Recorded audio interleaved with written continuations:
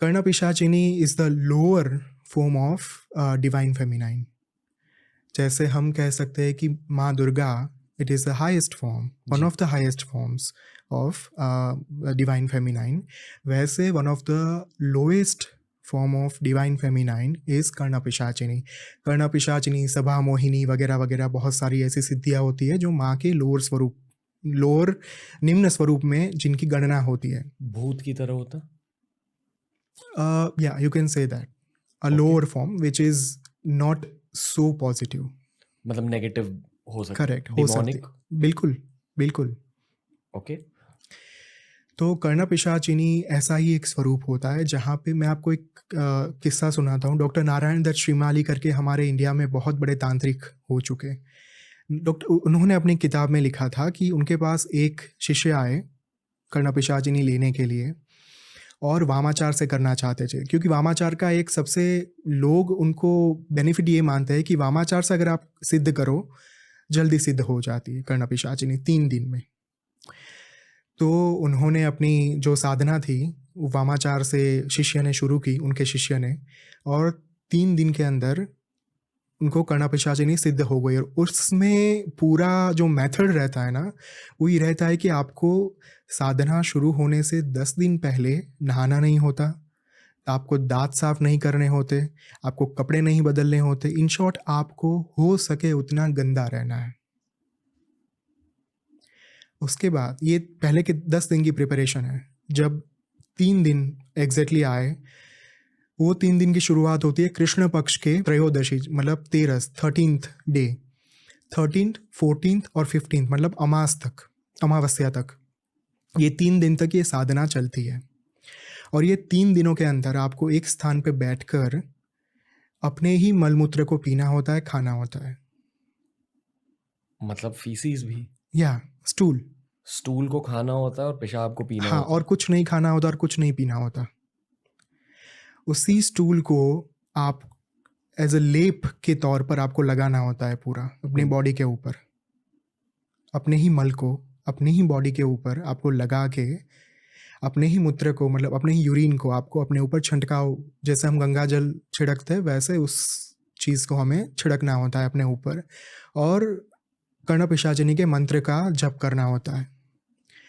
ऐसे 3 दिन वो साधना ऐसे चलती है पर्टिकुलरली। तीसरे दिन, मतलब दूसरे दिन ही ये सारी चीज़ें हो जाती है शुरू। जब दूसरे दिन की साधना मिडल में पहुंचती है या फिर शुरू होती है, उस टाइम पे कर्णपिशाचिनी आपके पास आती है, एक 25-26 एज की लड़की का रूप लेकर, और पास आके आपके साथ इंटरकोर्स करने की कोशिश करती है। ठीक है, कोई साधक ऐसे होते हैं जो डर जाते हैं तो पहली बार में नहीं कर पाते, कोई साधक तीसरे दिन कर पाते हैं। तो इनका जो, मतलब नारायण दत्त श्रीमाली का जो शिष्य था जिन्होंने ये साधना जो कर रहे थे, उनके तीसरे दिन पे कर्णपिशाचिनी वापस से आई। वो दूसरे दिन नहीं कर पाए थे इंटरकोर्स, तीसरे दिन वो आई और उनके गोद में आकर बैठ गई, और तब जाकर उनका इंटरकोर्स ये सारी चीज़ें हुई। और फिर कर्णपिशाचिनी ने उनको कहा कि अब मैं तुम्हारी हो चुकी हूँ। उन्होंने गले में एक हड्डी की माला पहन कर रखी थी। वो हड्डी की माला आपको एक गले में पहननी होती है, एक आपको हाथ में जप करने के लिए हड्डी की माला रखनी होती है। उसमें 54, मतलब 54 हड्डियाँ होती है छोटी छोटी, और उसके ऊपर आपको जप करना होता है माला के ऊपर। तो उसने, कर्णपिशाचिनी ने उस माला को गले में से निकाला जो उसने गले में पहनी हुई थी और अपने गले में डाल दी। और उसने, कर्णपिशाचिनी ने अपने गले में जो माला पहनी थी वो उस साधक के गले में डाल दी। और फिर उनका ये आदान प्रदान खत्म हो गया, कर्णपिशाचिनी सिद्ध हो गई उन्हें। उसके बाद ये साधना तीसरे दिन पे अमावस्या पे के ऊपर खत्म हो गई थी। उसके बाद भी 10 दिन तक आपको मलमूत्र ही खाना है, मतलब आपको स्टूल ही खाना है और यूरिन ही पीना है। पर आपके हेल्थ कोई अफेक्ट नहीं करता? करता है, कभी बहुत बार करता है। लेकिन अगर कभी कभी ये होता है ना रणवीर, कि हमारी डिज़ायर इतनी बड़ी होती है कि हम और कुछ नहीं देखना चाहते। हम इतने अंधे हो जाते हैं डिज़ायर के पीछे, हम इतने पागल हो जाते हैं कि हमें जो प्राप्त करना है उसके पीछे हम कुछ भी देखे बिना, कुछ भी सोचे बिना दौड़ने लगते हैं सिर्फ। ये सारी चीज़ें भी तंत्र विद्या होती है? बहुत होती है। ये पूरी वामाचार तंत्र विद्या है। ओके। और इस प्रकार की तंत्र विद्या से यू कैन जो माँ के लोअर फॉर्म की मैं बात कर रहा हूँ, कर्णपिशाचिनी, सबा मोहिनी जैसे स्वरूपों को सिद्ध किया जाता है। तो ऐसे एक मेरे जो मैं अच्छा coming back to the point में थोड़ा बीच में चला नहीं, नो गया था। प्रॉब्लम। तो ऐसे सिद्ध होती है और कर्णपिशाचिनी में मेरे एक दूर के रिलेटिव ने ऐसे ही सिद्ध की थी। पर लोग इन्हें सिद्ध क्यों करते हैं? पावर के लिए? पैसे के लिए, पावर के लिए।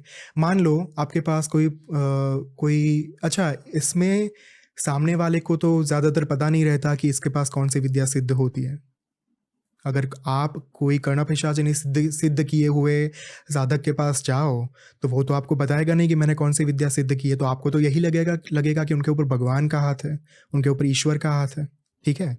तो क्या होता है ना रणवीर, काफ़ी बार कि लोग साधक के पास जाते हैं, मान लो पॉलिटिशियन गया, ठीक है, या फिर सेलिब्रिटी गया उसके पास, उसने जाकर कुछ चीज़ें पूछी। अब वो जो साधक रहता है वो पॉलिटिशियन के बारे में, उसके पास्ट के बारे में, उसके फैमिली के बारे में सब कुछ जानता है, क्योंकि कर्णपिशाचिनी ने उसके कान में आकर सारी चीज़ें बता दी हैं ऑलरेडी। अब नेता को क्या लगेगा या फिर सेलिब्रिटी को क्या लगेगा कि अच्छा ये तो कितना बड़ा आदमी है, इसने कितना साधना की होगी कि इसको ये सारी चीज़ों के बारे में पता है। इन चीज़ों की वजह से लोग उन्हें पैसे देते हैं, लोग उन्हें पावर भी देते हैं, लोग उन्हें पूजने लगते हैं।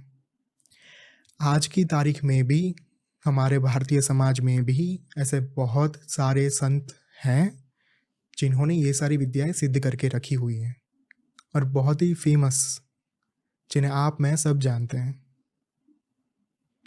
लेकिन उनकी सिद्धियों के पीछे का असली कारण किसी को नहीं पता। वो उन्हीं को पता चलता है जिसने स्वयं साधनाएं की हैं, जिन्होंने स्वयं तंत्र में बहुत ही ज़्यादा डीप में जाकर अलग अलग प्रकार की सिद्धियां हासिल की हैं, सालों तक गहन अध्ययन किया है, अभ्यास किया है, पेनेंस किया है। उसको ही पर्टिकुलरली पता चलेगा कि सामने वाले साधक के अंदर कौन सी विद्या या फिर कौन सी सिद्धि मौजूद है और ये किस वजह से ये इतना कुछ बता पा रहा है। कहा जाता है कि तंत्र एक माध्यम होता है जिसकी वजह से आप मोक्ष की ओर तेजी से बढ़ सकते हो, पर तंत्र विद्या में, उस सब्जेक्ट में ऐसे चीजें होती है। बिल्कुल। ऐसे क्या मतलब प्रोसीजर को क्या कहते हैं? रिचुअल, हाँ, ऐसे रिचुअल्स होते हैं करेक्ट, जहाँ ये सब भी हो सकता है, पर ये आपको मोक्ष से दूर लेकर जा रही है। बिल्कुल। आप मोक्ष तक नहीं पहुंच रहे हो। नहीं, आप माया में फंस रहे हो। तो ऐसे लोग जिनके पास कर्ण पिशाचनी होती है या ऐसे चीजें होती है, जब इनका देहांत हो जाता है, देहांत के बाद उनके आत्मा के साथ क्या होता है? मैं वही बताने की अभी कर रहा था। मेरे जो रिलेटिव के बारे में बता रहा था, उनके देहांत के टाइम पे उनका बॉडी चिता के ऊपर जल ही नहीं रहा था। आप एक टायर को ले लो, आप टायर को आग लगा पाओगे? उनकी बॉडी को रणवीर, टायर मतलब उसमें अगर आप आग लगाओ और कैसी गंध आती है ना, दुर्गंध आती है, वैसी दुर्गंध के साथ जलाया गया, फिर भी नहीं जल रहा था। मान लो आप एक लेदर को जला रहे हो, फिर उसके ऊपर केरोसिन छिड़का गया, तब जाकर उनकी बॉडी को आग लगी, उनकी चिता जली।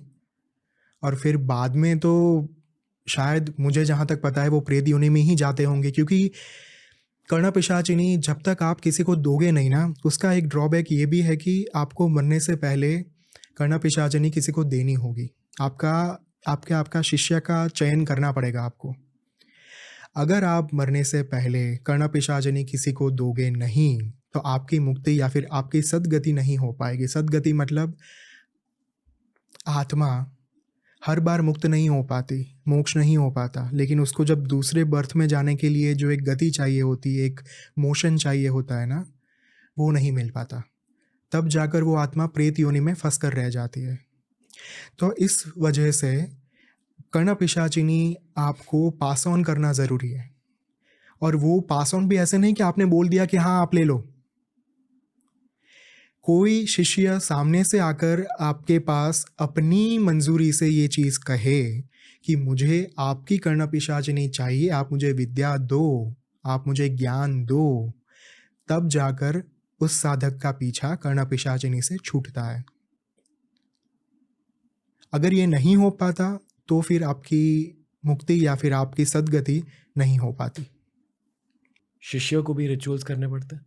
करने ही पड़ते हैं सारे रिचुअल्स जो गुरु ने किए हैं, क्योंकि वही तो सिस्टम रहता है पूरा। कोई भी साधना रिचुअल्स के बिना नहीं हो पाती।